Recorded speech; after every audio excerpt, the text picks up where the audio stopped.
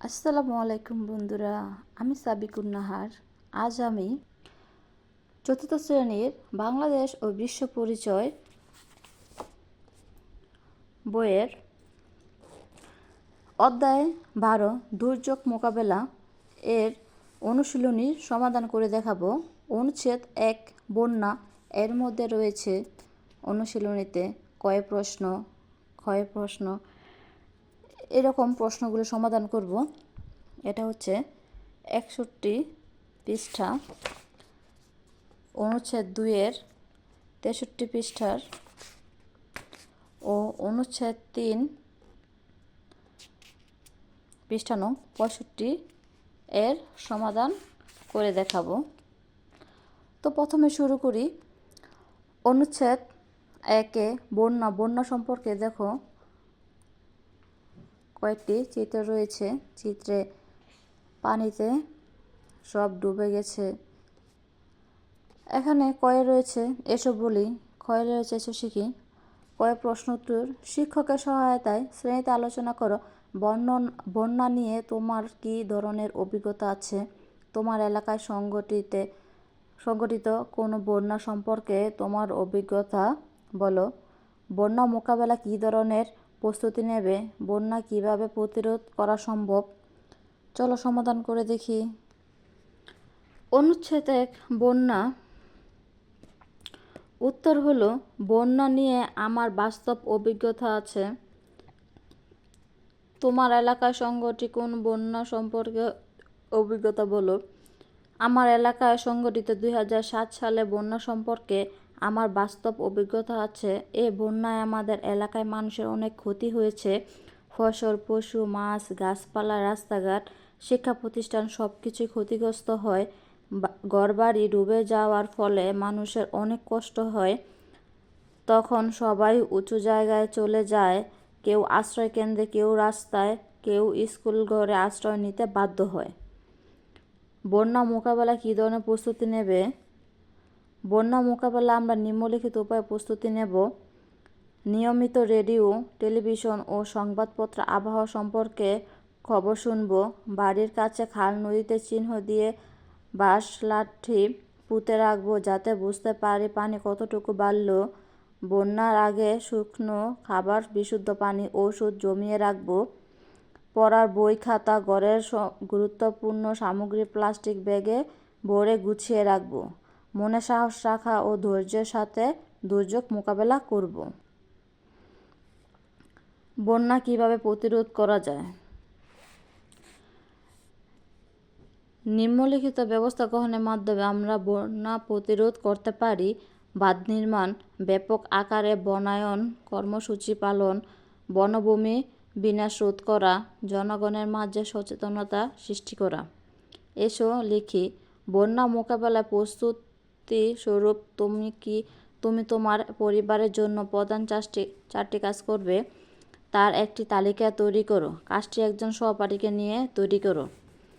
উত্তর, বন্যা মোকাবেলার প্রস্তুতি স্বরূপ আমি আমার পরিবারের জন্য যে 4টি কাজ করব তার একটি তালিকা নিচে দেওয়া হলো। নিয়মিত রেডিও, টেলিভিশন ও সংবাদপত্রের আবহাওয়ার সম্পর্কে খবর শুনব। বাড়ির কাছে খাল নদীতে চিহ্ন দিয়ে বাঁশ লাঠি পুঁতে রাখব যাতে বুঝতে পারি পানি কতটুকু বাড়ল। বন্যার আগে শুকনো খাবার, বিশুদ্ধ পানি, ওষুধ জমিয়ে রাখব। পড়ার বই, খাতা, ঘরের গুরুত্বপূর্ণ সামগ্রী প্লাস্টিক ব্যাগে ভরে গুছিয়ে রাখব। আরও কিছু করি। বন্যায় কী ধরনের প্রস্তুতি নেবে তা সম্পর্কে বন্ধুদের সচেতনতা তৈরির জন্য একটি পোস্টার তৈরি করো। প্রয়োজনে ছবি আঁকতে পারো অথবা অন্য কোনো ছবি সংযোগ নিতে পারো। শিক্ষকের সহায়তা নিজে নিজে করবে।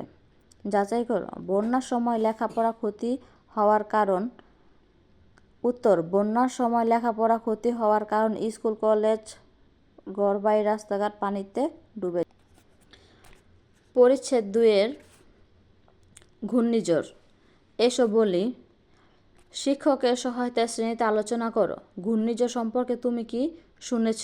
হ্যাঁ, ঘূর্ণিঝড় সম্পর্কে আমি শুনেছি। কারো কি ঘূর্ণিঝড় দেখার অভিজ্ঞতা আছে? হ্যাঁ, আমার ঘূর্ণিঝড় দেখার অভিজ্ঞতা আছে। ঘূর্ণিঝড়ের সংকেত কিভাবে পাওয়া যায়? রেডিও, টেলিভিশন এবং বিভিন্ন খবর কাগজের মাধ্যমে ঘূর্ণিঝড়ের সংকেত পাওয়া যায়। ঘূর্ণিঝড়ের ক্ষতির প্রভাব কিভাবে কমিয়ে আনা যায়? নিম্নলিখিত উপায়ে ঘূর্ণিঝড়ের ক্ষতির প্রভাব কমিয়ে আনা যায়।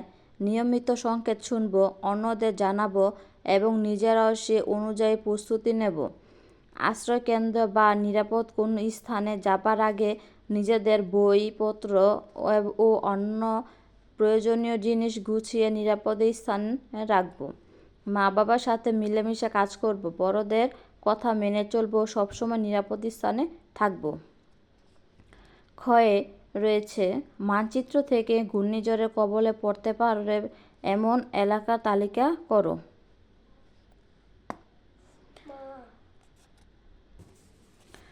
ঘূর্ণিঝড়ের কবলে পড়তে পারে এমন এলাকাগুলো হলো চট্টগ্রাম বিভাগ, চট্টগ্রাম, কক্সবাজার, লক্ষ্মীপুর, ফেনী ও নোয়াখালী।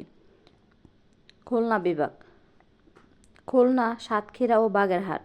বরিশাল বিভাগ, বরিশাল, ভোলা, পিরোজপুর, ঝালকাঠি, বরগুনা ও পটুয়াখালী। আরও কিছু করি। ঘূর্ণিঝড়ে কী ধরনের ক্ষতি হয় সে সম্পর্কে এলাকার সবার মাঝে সচেতনতার তৈরির জন্য একটি পোস্টার তৈরি করো। প্রয়োজনে ছবি আঁকতে পারো, অন্য ছবিও সংযোগ করতে পারো। উত্তর: ঘূর্ণিঝড়ের ক্ষয়ক্ষতি: গৃহহীন পরিবারের সংখ্যা বৃদ্ধি, অনেক মানুষ ও পশুর প্রাণহানি, ক্ষেতের ফসল বিনষ্ট। উল্লেখিত বিষয়ে সচেতন হতে হবে এবং বিপদ সংকেত অনুযায়ী পূর্ব প্রস্তুতি নিতে হবে। ছবি নিজে নিজে আঁকতে হবে। ঘ. যাচাই করো, শূন্যস্থান পূরণ করো।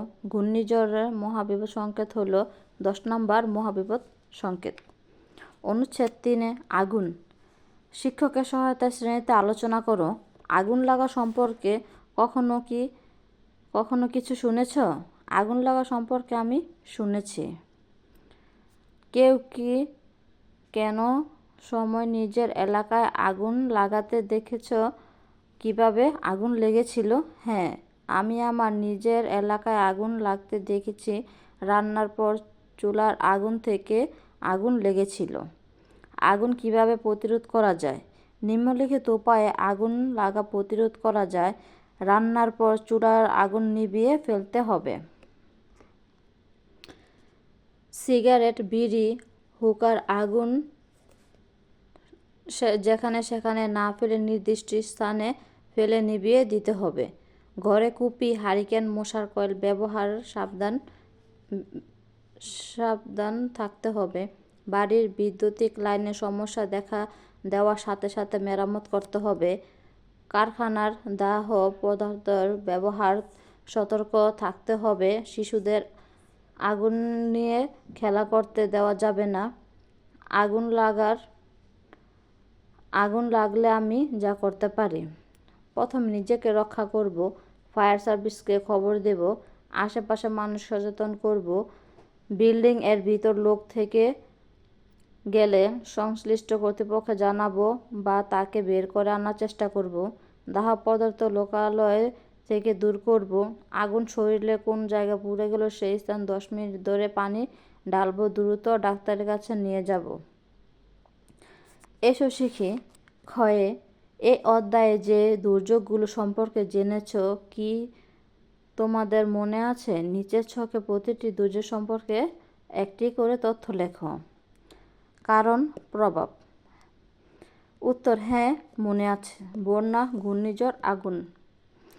বাংলাদেশের ভৌগোলিক অবস্থান অতিরিক্ত বৃষ্টিপাত হয়। ঘূর্ণিঝড়, সমুদ্রপৃষ্ঠে তাপমাত্রা বৃদ্ধি পেলে আগুন, রান্নার পরে চুলা আগুন সম্পূর্ণ না নিভানো। প্রভাব: মানুষের জীবন, ফসল, ঘরবাড়ি এবং রাস্তাঘাটে ক্ষয়ক্ষতি হয়। ঘূর্ণিঝড়ে উপকূলীয় এলাকায় অনেক ক্ষতি হয়। আগুন লাগলে ঘরবাড়ি ও অন্যান্য সম্পদের অনেক ক্ষয়ক্ষতি হয়। মোকাবিলা: বন্যার নিয়মিত রেডিও, টেলিভিশন ও সংবাদপত্রে আবহাওয়া সম্পর্কে খবর শুনব। ঘূর্ণিঝড় নিয়মিত সংকেত শুনব, অন্যদের জানাবো ও নিজেরা সে অনুযায়ী প্রস্তুতি নেব। আগুন ফায়ার সার্ভিসকে খবর দেব। আরও কিছু করি। আগুন লাগলে কিভাবে মোকাবেলা করা যেতে পারে সে বিষয়ে বিদ্যালয়ের বন্ধুদের মধ্যে একটি সচেতনমূলক আলোচনা সভা আয়োজন করো। দুর্যোগ সম্পর্কে সচেতনতা তৈরি পোস্টার বানাতে পারো। পোস্টার নিজে আঁকো কিংবা অন্য কোনো ছবি সংযোগ করতে পারো। শিক্ষকের সহায়তা নিজে নিজে করে নেবে। যাচাই করি, ডান পাশ সাথে বাম পাশ মিল করি। শুষ্ক মৌসুমে মানুষের অসচেতনতা, সাগরের উপর নিম্নচাপ, অতিরিক্ত বৃষ্টিপাতের ফলে পথে ঘাটে পানি জমে যায়। ঘূর্ণিঝড়, জলাবদ্ধতা, আগুন লাগা। উত্তর, শুষ্ক মৌসুমে মানুষের অসচেতনতা, আগুন লাগা, সাগর উপকূলে নিম্নচাপ, ঘূর্ণিঝড়, অতিরিক্ত বৃষ্টিপাতের ফলে পথে ঘাটে পানি জমে যায়, জলাবদ্ধতা। এখন আমি তোমাদের 88 পৃষ্ঠার 12 অধ্যায়ের সাথে যে প্রশ্ন উত্তরগুলো থাকে এগুলো সমাধান করে দেব।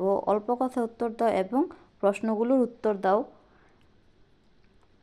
কোন দুটি প্রাকৃতিক দুর্যোগ আমরা বেশি আক্রান্ত হই? বন্যার পর কোন কারণে রোগের প্রাদুর্ভাব বেড়ে যেতে পারে? আগুন লাগার দুটি কারণ, বন্যার প্রতিরোধের দুটি উপায়, মানুষ কীভাবে বন্যার ঝুঁকি আরও বাড়িয়ে তুলছে, জলোচ্ছ্বাস, সাইক্লোন প্রভাব বর্ণনা করো। আমরা এর সমাধান করে দেখব। অল্প কথা উত্তর দাও। কোন দুটি প্রাকৃতিক দুর্যোগ আমরা বেশি আক্রান্ত হই? যে দুইটি প্রাকৃতিক দুর্যোগ আমরা বেশিরভাগ আক্রান্ত হই তা হলো বন্যা, ঘূর্ণিঝড়। 2. বন্যার পর কোন কারণে রোগের প্রাদুর্ভাব বেড়ে যেতে পারে? বন্যার পর বিশুদ্ধ পানির অভাবে রোগের প্রাদুর্ভাব বেড়ে যেতে পারে। আগুন লাগার দুটি কারণ, রান্নার পরে চুলার আগুন সম্পূর্ণ না নিভিয়ে দিলে, ঘরে কুপি, হারিকেন, মশার কয়েল জ্বালিয়ে রাখলে। বন্যার প্রতিরোধের দুইটি উপায়। বন্যা প্রতিরোধের দুইটি উপায় হলো নিয়মিত রেডিও, টেলিভিশন ও সংবাদপত্রে আবহাওয়া সম্পর্কে খবর শুনব। বাড়ির কাছে খাল, নদীতে চিহ্ন দিয়ে বাঁশ, লাঠি পুঁতে রাখবো যাতে বুঝতে পারি পানি কতটুকু বাড়ল। বড় প্রশ্ন, মানুষ কিভাবে বন্যার ঝুঁকি আরও বাড়িয়ে তুলছে? উত্তর, সাধারণত ভৌগোলিক অবস্থার, অতিরিক্ত বৃষ্টিপাত ও প্রাকৃতিক নানা কারণে বন্যা হয়, তবে এসবের পাশাপাশি মানুষও বন্যার ঝুঁকি আরও বাড়িয়ে তুলছে। মানুষ তার প্রয়োজনে গাছপালা কেটে ফেলছে, যেখানে সেখানে অপরিকল্পিতভাবে রাস্তাঘাট, বাসস্থান, বাঁধ তৈরি করছে। ফলে বর্ষার পানি বেড়ে জলাবদ্ধতা সৃষ্টি হচ্ছে। বর্ষার পানি সহজে নামতে না পারার কারণে সহজে বন্যা দেখা দিচ্ছে। জলোচ্ছ্বাস, সাইক্লোন প্রভাব বর্ণনা করো। বাংলাদেশের দুর্যোগগুলোর মধ্যে জলোচ্ছ্বাস, সাইক্লোন অন্যতম। বাংলাদেশের যে এলাকাগুলো সমুদ্রের কাছাকাছি সেখানে জলোচ্ছ্বাস বা সাইক্লোন বেশি হয়। এর ফলে সমুদ্রের 45 ফুট পর্যন্ত উঁচু ঢেউ সৃষ্টি হতে পারে। এতে উপকূলীয় এলাকার অনেক ক্ষতি হয়। সাগরের ঢেউ অনেক উঁচু হয়, মানুষের ঘরবাড়ি, রাস্তাঘাট ভাসিয়ে নিয়ে যায়।